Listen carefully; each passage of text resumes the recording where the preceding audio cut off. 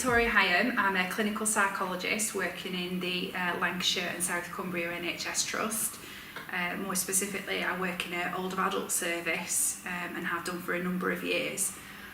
Hello, I'm Hayley Higson. I'm a clinical psychologist in the older adult integrated team in West Lancashire. And every patient that I've kind of used that model with, and not just patients, friends and family as well, it's been really helpful, and you can kind of see it's almost like a relief of this really makes so much sense to me, and it captures everything about my experience, and I'm here, people can actually identify, picture where they are. I'm drowning, that's where I am right now. I feel like I'm drowning, I need your help. Yeah, and I think what you were saying about it just kind of being a really accessible model, you know, that you kind of use with friends as well. You know, I know I've had friends that have had that loss of relationship, and they've said, I feel like someone's died, I feel like I've lost somebody, and then they feel silly for feeling like that. And it's just been really nice to kind of say to them, you are experiencing a loss, and this is where you are right now, but it won't always be like that. And for me, that it really helps with that idea of you just need to feel this pain for now, and you just need to sit with it, because that is also a really important task of grieving, of mourning, of getting through the bereavement, isn't it? That you just need to feel the pain. And that's the bit that we really struggle with, because the pain is so raw and horrible. We will do anything to get rid of it. Yeah. We will try and put it in a box and try and forget about it, but it's like putting a beach ball under the water in the sea. It's gonna bounce back, it's gonna keep coming up. You need to sit with the pain and bear it. As horrible as it is, that is part of grief and loss. It's just to feel that, and I think so many of us just want that quick fix. We just want it to be over, because it's so abhorrent to us to feel that way. Why would you want to sit there? Why would you want to stay there? But like you say, it's just so important. It's part of that grieving process, isn't it? It is. And some would say when it's to do with a bereavement, it's a marker of how much you love that person. Yeah. It's a love that has been lost, so that cannot just be quickly fixed by taking a tablet or running it off, or whatever it is you do to manage mental health generally. It is about kind of sitting with it and accepting it, processing it. And I really like this model, because the river is part of your life, and there's something about it kind of normalising that it's okay to hold on to a little bit of that pain, and that doesn't mean that you haven't grieved or that you haven't processed the loss or the bereavement.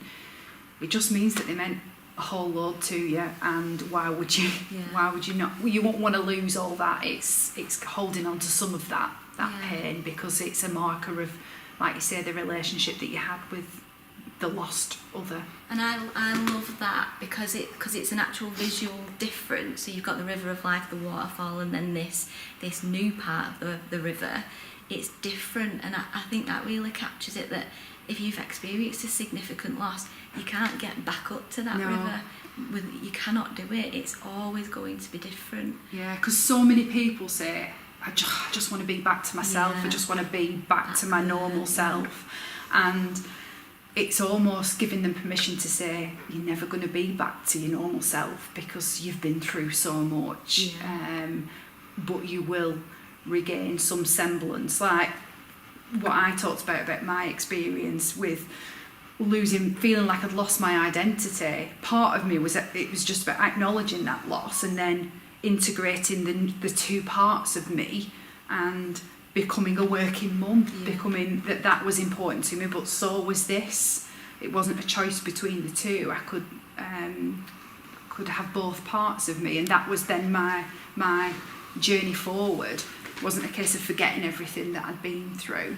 So that was that bit that helped you adjust. Yeah. And I think, you know, just kind of normalising that I'm allowed to have a little bit of a cry for feeling like I've lost a big part of me. And I think, again, you just mentioned the word cry, and I think that's that societal thing again. We're in this Instagram social media frenzy where everything needs to be perfect, happy, joyous. That's all that is the kind of only emotions we'll sit with. We're always striving for happiness because it's all we see. Yeah. Whereas actually life isn't like that. Life is sad, life is painful, life is anxiety provoking, and then when you have a loss, even more so. Yeah. So, and I think for me as well, it you know, we're perhaps expanding on other subjects, but it kind of taps into that idea of resilience, that if you cry and you get upset, you're not coping, you're not grieving. And actually, no, you need to cry, you need to get upset, you're going to get angry, and that's okay, because it's all processing it. If you kind of keep all that in and, like I say, push that beach ball under the water, it's just going to stunt that process, isn't it? You're not going to work through that grief. And I think it's important to acknowledge that people grieve differently. So everyone does it differently, does it in their own way. One person can have one grief experience and then another that's really, really different, and that's okay, that's just the way it is. So sometimes when we see people grieving in a particular way, we can kind of judge that and label that, whereas that's not helpful. That I know, because I'm just thinking about people that are really expressive and talking about people that they've lost. They might have pictures all around the house, they might have little shrines, and if that's what they need to do to adjust to their new reality, then that's okay.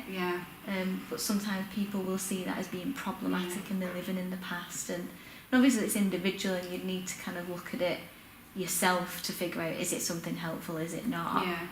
But ultimately people deal with it differently. And I think something else that we've kind of not really mentioned is that not everybody will experience all the losses in the same way.